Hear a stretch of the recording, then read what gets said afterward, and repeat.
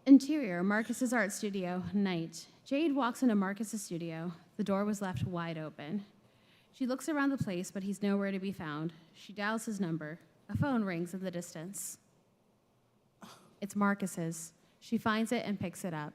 She catches a glimpse of the trash barrel nearby. His pill bottle is in there. She fishes it out of the trash. She paces the floor, thinking.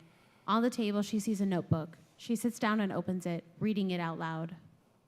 Out of the sun, back into a hole of darkness, this prison of defeat, of powerless doubt and excruciating desperation. Death calls my name. Her eyes water. She dials her phone. I need you. I have a really bad feeling. Are you with Marcus? I'm at his place. Why? My colleague said he walked out of the hospital this morning. Nobody's seen him since. He wasn't discharged? No, which means he might still be manic. I found his pills in the trash. How does he seem? He's not here right now, but he was at my house earlier today. We went for a walk. We ran into Dominic. Shit. How did that go? Well, he was a rude prick until Marcus punched him in the face. That's not good. Where's Marcus now? He asked me to meet him at his studio at 6. He was gonna cook me dinner, but I just got here and his phone is here and the door was open. I'm on my way. Interior, Marcus's art studio, night. Mika, Desmond, Eddie, and Jade are standing in the studio. I called all the hospitals. I went to the club and nobody's seen him. I reached out to Mason. No answer. What should we do? If he hasn't been taking his meds, there's a good chance that he's spun into the depression cycle. If he's alone out there, he could hurt himself. Where the fuck is his family? Excuse my language, but come on. They're likely at the chateau. They're always there. Mason and his parents? You didn't hear that from me. Oh, we're going there. Jade, I don't know if that's a good idea. Well, y'all can stay here if you want. I'm going. Jade grabs her purse and walks out the door swiftly. Interior, Chateau restaurant, night. Mason, Billy, Loretta, and Lars sit at a table having drinks. Jade walks in. Jade, what are you doing here? It's nice to see you. I didn't realize you were joining us. Stop. Just stop. Y'all been ignoring my calls, and I've had it. Look at the four of you, sitting here with your fancy-ass restaurant with your fancy-ass friends, and while your brother, your son Lars, is out there somewhere lost, scared, and in trouble. This is a family matter. How dare you? A family matter? You don't treat him like family. You treat him like an outcast. Marcus has always been a little Fuck you, Loretta. He's not troublesome or a problem child. He has manic depression, which is a disease. He didn't choose to have it. All right, let's calm down now. Don't you tell me to calm down. It's a disease, Mason, like cancer or diabetes. And it's not his fault. And he needs help or he's gonna die. He's fucking missing right now. And if we don't find him, he's gonna die. A manager comes over with security. Desmond, Mika, and Eddie walk in and stand beside her.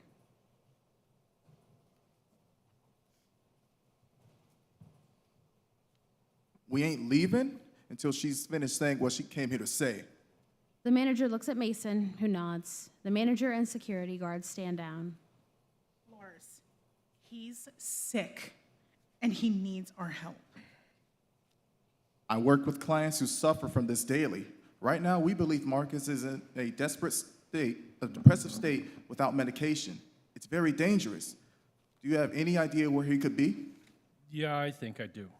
Lars takes his napkin off his lap, throws it on the table, and stands. Where are you going?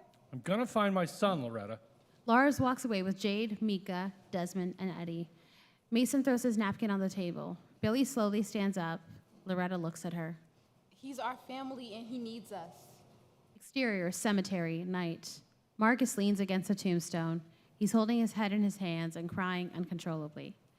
From the distance, you can see a car pull up. After a minute, the two figures walking to him are Lars and Jade. Marcus? Son, it's Daddy. I'm here too, Marcus. Marcus just curls up in a ball on the ground. I miss your mama too, Marcus. Life is pointless. Jade sits down and puts his head in her lap. She gently strokes his hair with affection. Mika, Desmond, and Billy stand in the distance. Eddie approaches. Hey, Marcus. I'm Jay's brother, Eddie. How you doing, man? Very bad. My mind is slow and sad. It's all hopeless. All of it. We want to help you through this tough moment you are having. Is that all right? I just wanted to stop. Marcus pulls a gun out from behind his back. He points it at his temple as tears roll down his face. My God. Marcus, please put the gun down. I could love you forever, but I'm broken. You deserve better. Please, Marcus. It has to stop. I can help you make it stop, Marcus. I do it for a living. What's happening to you, Marcus, is not your fault. It's a disease, but a manageable one. And if you let me, I can help you make it stop. Excruciating pain. It hurts everywhere. This pit of despair that pollutes my veins, the darkness in my head. I'm being swallowed by it. Please make it stop. Jade is crying harder now. Lars gets down on his knees and holds Marcus's hand. I'm here for you, son. I'll stand with you, and I'll make sure we get you better. Just let me go. Let me die. Let me go be with Mom. It's too hard to live. It's too hard. It's too hard. Don't bring me back there, please. It's pointless. I can't lose you. I can't. I won't. I don't deserve you. Yes, you do. Mason and Loretta walk over. They see the gun in Marcus's hand. They stop in their tracks. They're not sure how to console, as it's not in their nature. The doctor can help get you back on track, and all of us will be there to see you pull through. We love you. I love you. You love me? Yes. You don't want to love me. I don't even love me. Just let me go. It hurts too much. Just let me die. Mason hears this and gets angry. Loretta looks on, frightened. Out of character, Mason runs at his brother and tries to take the gun out of his hands. Stop your bullshit, all right? Just one more pity party for poor Marcus. All right. Mason, what are you doing? Can't you see? He's doing all this as an act for attention. You always made me feel like I was a burden, a drain on society, a screw-up, a failure. Guys, please put the gun down. Mason and Marcus are now wrestling each other in the grass with a loaded gun in the mix. Why'd you have to have her? She was mine. She's not a doll. She doesn't belong to anyone. The gun goes off. Mason and Marcus pull apart, looking each other over. They are both fine. A loud scream comes from Mika. Jade, she's been shot! Oh my God! Jade is slumped on the ground with a pool of blood pouring out of her shoulder. Everything gets slow and is shown from Jade's perspective before she passes out. Montage. Mika and Eddie rush over to her side. Marcus reaches for her, but Mason holds him back. There are police sirens. An ambulance arrives. Jade is on a stretcher being loaded into the ambulance. Marcus is in handcuffs being placed in a police car. Eddie is holding Jade's hand in the ambulance as the doors close. Interior, hospital room, day. Jade lies in a hospital bed with a sling on her arm. She opens her eyes and looks around. Mika is sitting by her bed. Welcome back. What happened? You got shot. Where's Marcus? Is he okay? Jade tries to sit up. Mika jumps up and calms her. Okay, easy, girl. You just got a bullet pulled out of you. No sudden moves. Where did they take him? Is he okay?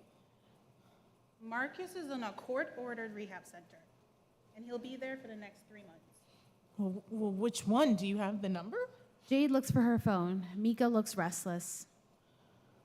I need to tell you something. Mika sits next to Jade on the bed. She hands her an envelope. What's this? Mason and Loretta, they think that your relationship with Marcus triggered his depression, so they filed a restraining order against you. What? Jade tries getting out of bed, but pain sets in. She lays back and cries. I know. I'm so sorry, honey. Give me my phone. I'm gonna give that family a piece of my mind. They are powerful lawyers, okay? You don't want to fight this battle. You won't win. Please, just tell me where he is. I need to know. Mika. Mika. I can't. I'm sorry. Mika gets up and exits the room. Jade continues sobbing. Interior Rehabilitation Center, day, 2 months later. Marcus sits on a couch across from his therapist, Dr. Harris. He appears stable but agitated. And how are you feeling today, Marcus? Same as yesterday. I want to see Jade. No one will tell me if she's okay. Is she alive? Is she angry at me?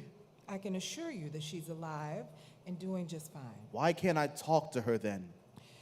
Your parents felt... Parent. Loretta did this. Her and Mason.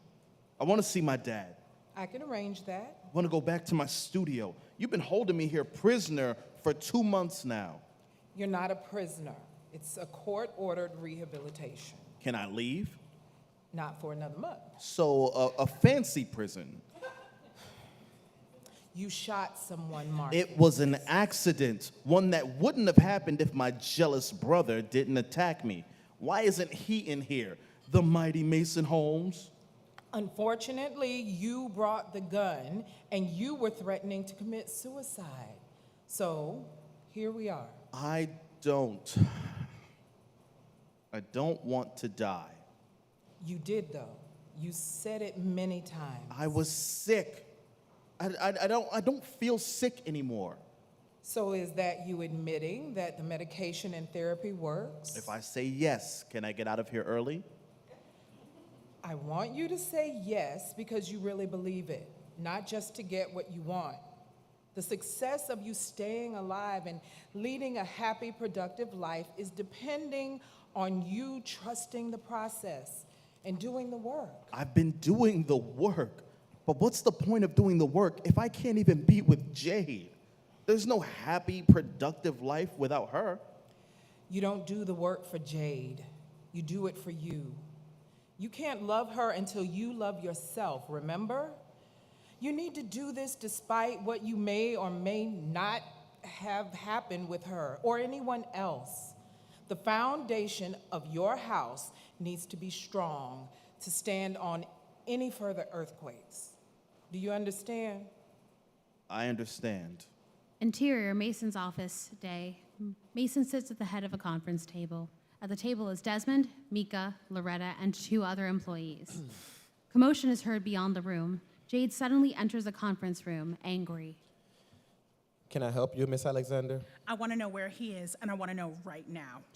The restraining order clearly states Don't that... lawyer me, Mason. It's been over 2 months. Where is he?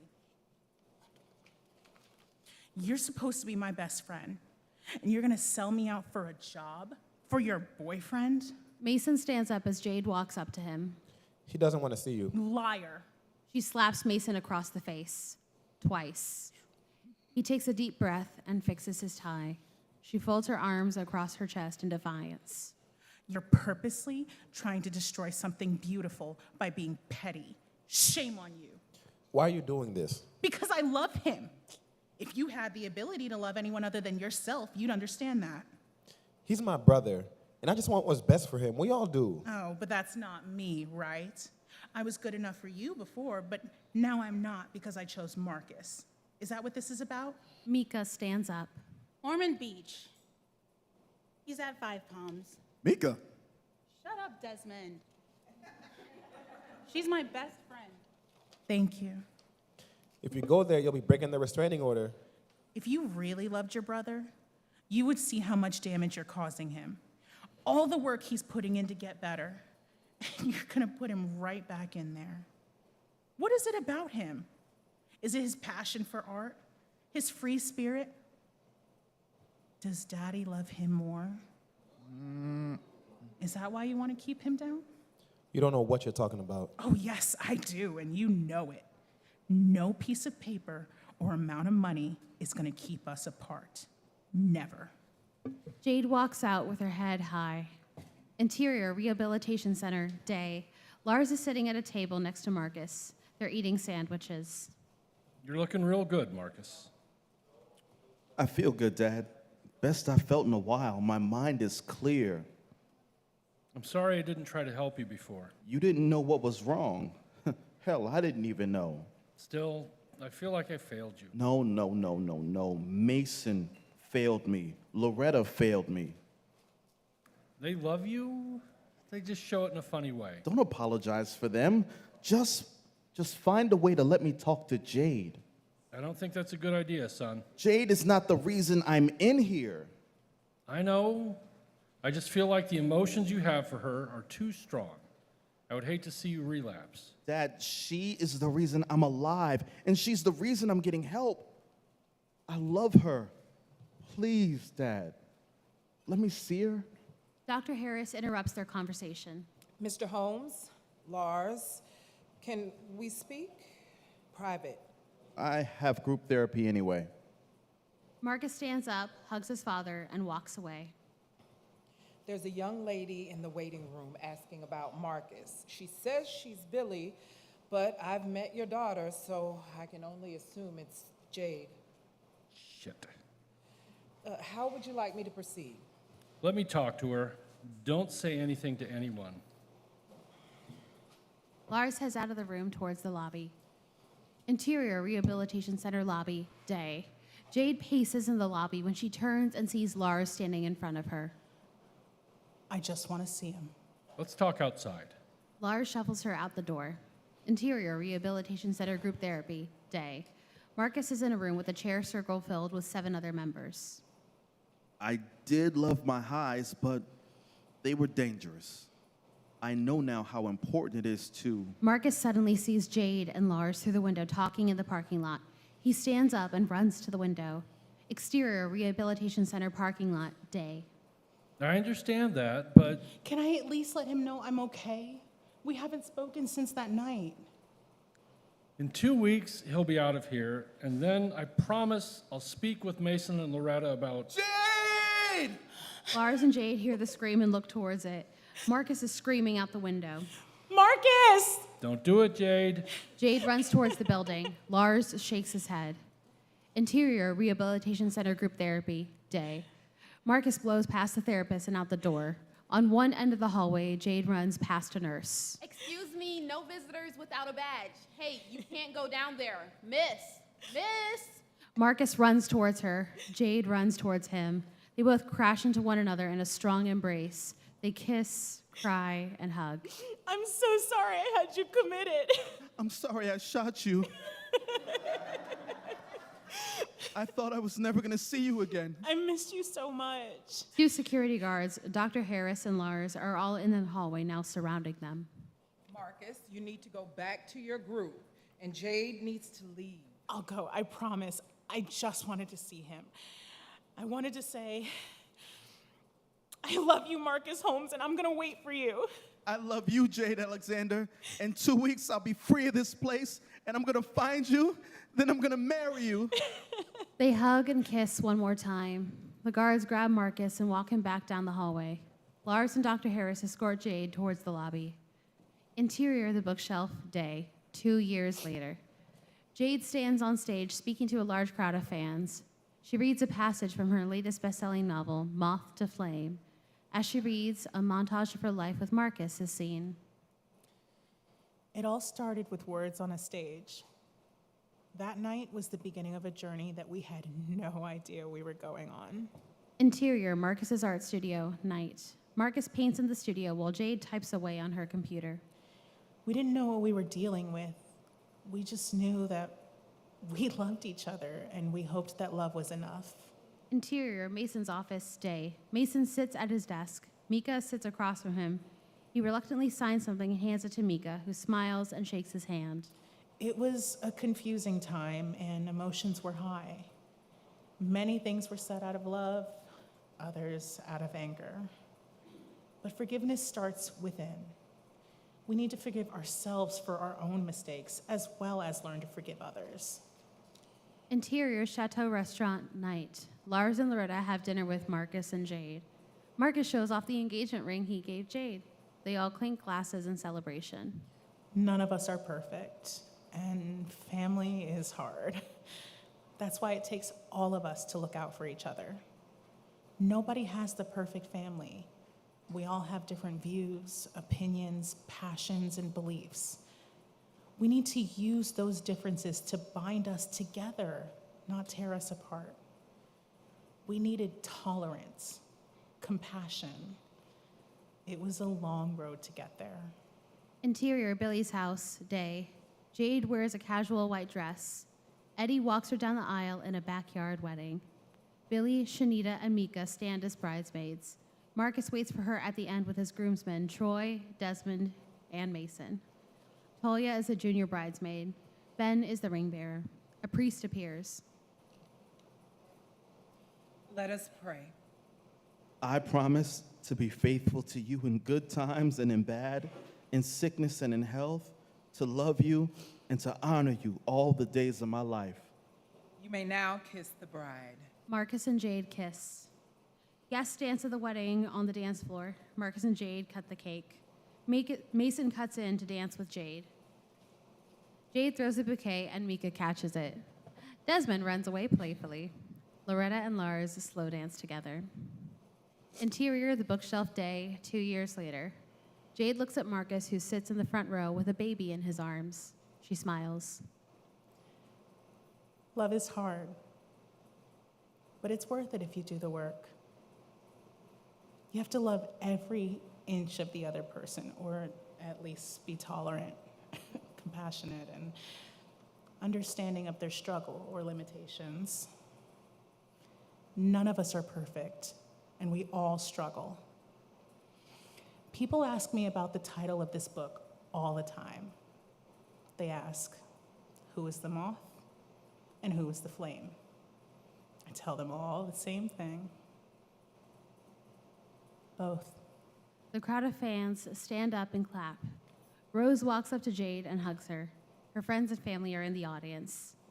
Interior, speakeasy, night. There are balloons and banners hanging around the speakeasy. The name has been changed to The Jade. Marcus and Jade now own it. They're celebrating the grand opening of it under new ownership. The place is packed. Thank you all for coming to our grand opening of The Jade. As many of you know, this is where my wife and I first met.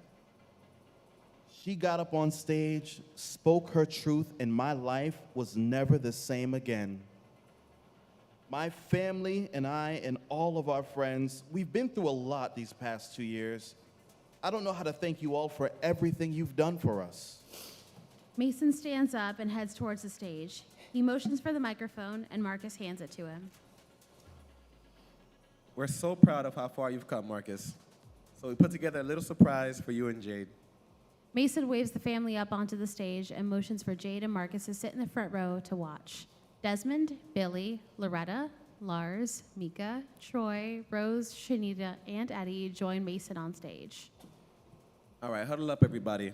It's time to begin. We're not just in this to play. We're here and we're playing to win.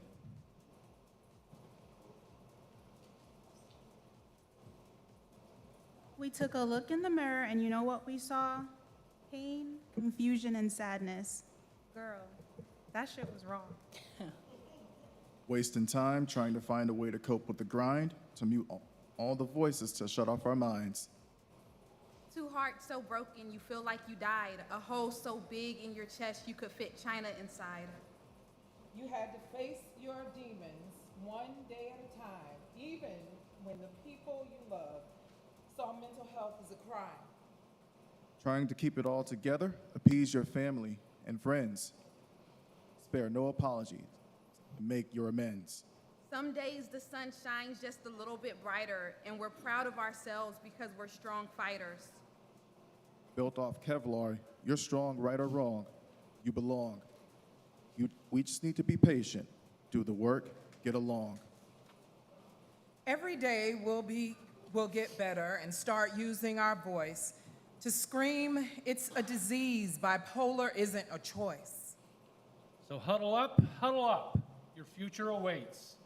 Filled with your friends and your family, because it's never too late. Roll credits. Let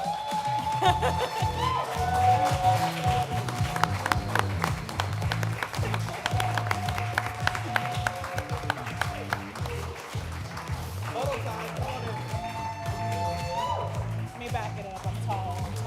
I'll go back.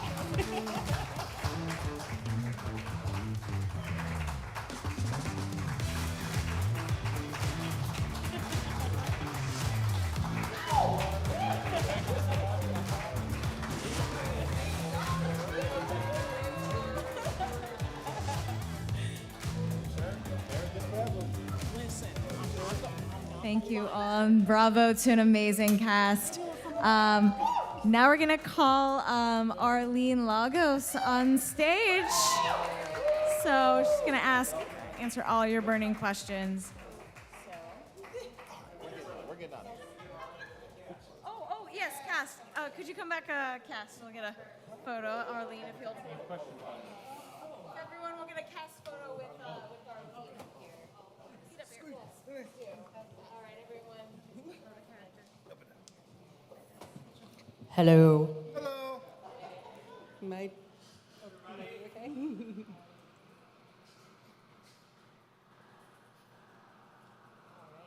Good? Nope, one more. Come on now, Dad. We're posing and it's a video. Probably. Got it. All right, so our cast will sit down for now. Another huge bravo to our cast. Thank you. Yes. So we normally just so we ask your burning questions. So this is a free Q&A type of thing. So Jeff is all right. Jeff, you can ask the first question. Yeah, and you can use any of these ones here. I'm going to use all of them. No, I'm kidding. All right, what's up? I'm going to go with Marcus. But it's interesting to write and then also see sort of that choice that they say women have, between the bad boy and the good boy or whatever. But it was fun to write the different, layers of what that looks like, On the surface, Mason's got it all, but he doesn't have what she needs. He's not a bad guy, just maybe a bad date, He's not emotionally available, and she wants somebody who's emotionally available. But the person who's emotionally available isn't ready. He's still in the oven and needs another hour or so. But that's, writing those kind of complex characters and being able to say, well, it's not, good or bad, yes or no. It's just, we want different things in our lives, and being honest with yourself is step one, right? Anyone else have any questions, surprises? Yes? It's funny. A lot of times is never personal, first person personal, but I had a really good friend who was going through something very rough at the time that I was writing this. I started writing this, and so it was personal on that level. I got to see firsthand what it looks like, but I've also, I've been in many situations in my life. I feel like I'm 90. I walk like I'm 90.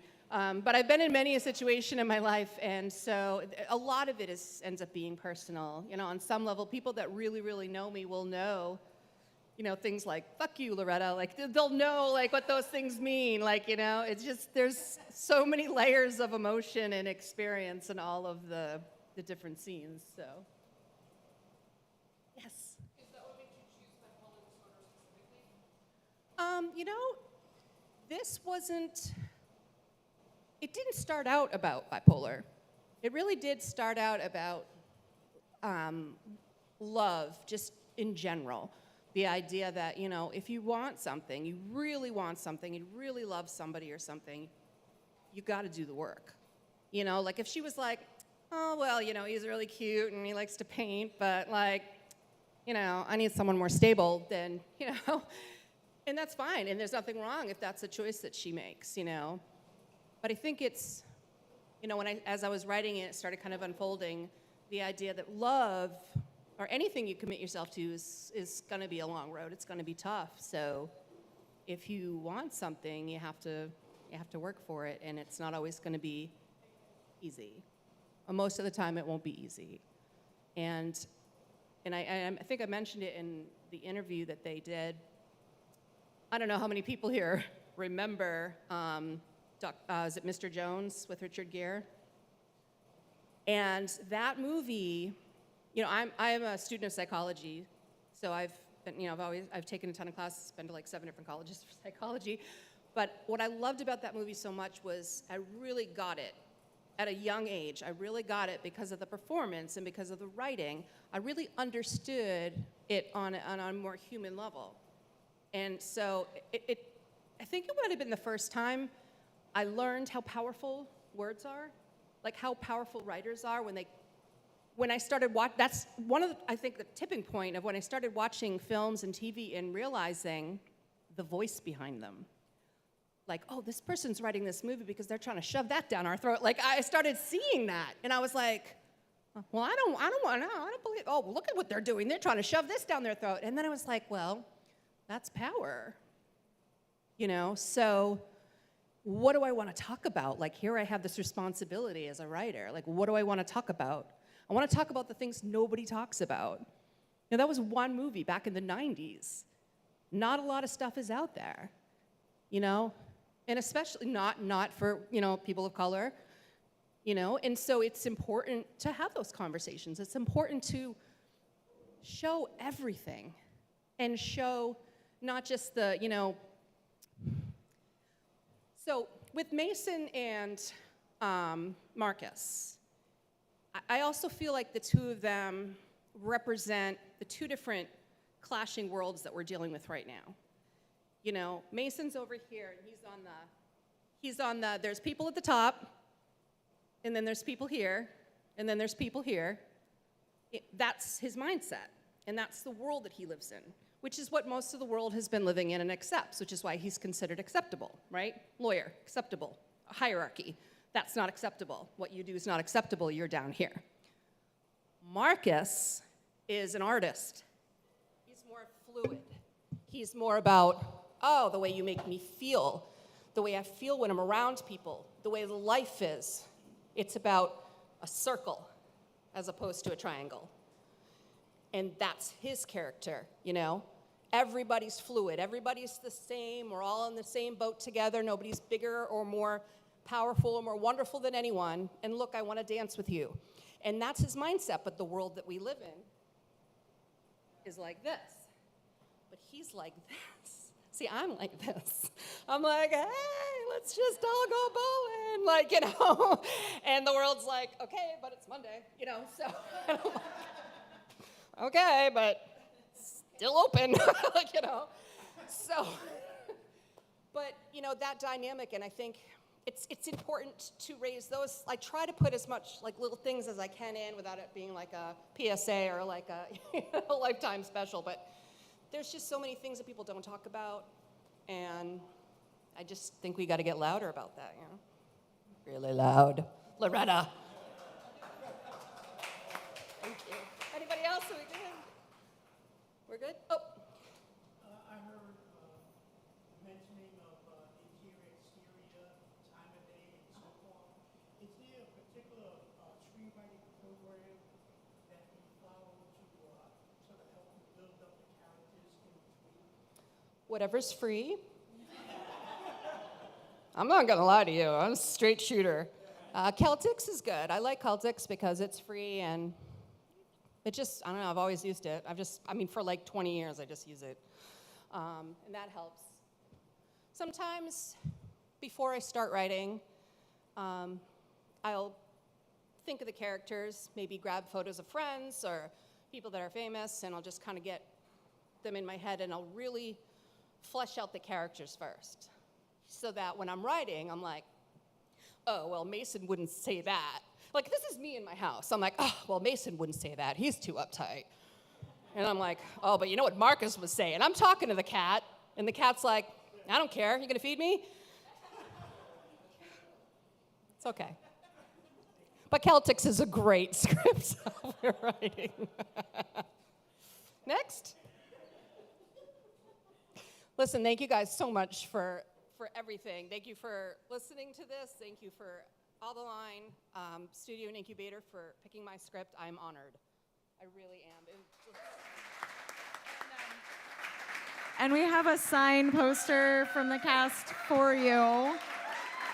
So, yeah. Thank you so much, Arlene, for your beautiful script.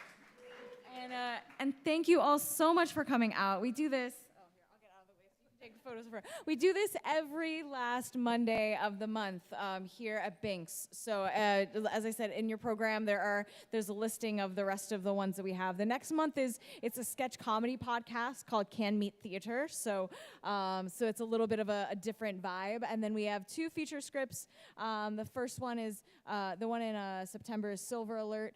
It's kind of like a comedy drama, and then we have a horror script in October, very timely, and then in November we have a short film screenplay showcase. So we have several short films. We did it last November, and it was a really good hit. We did 9 different screenplays with different casts and directors. So please come on back, tell your friends about it, and a huge thank you to Binks for being our host here.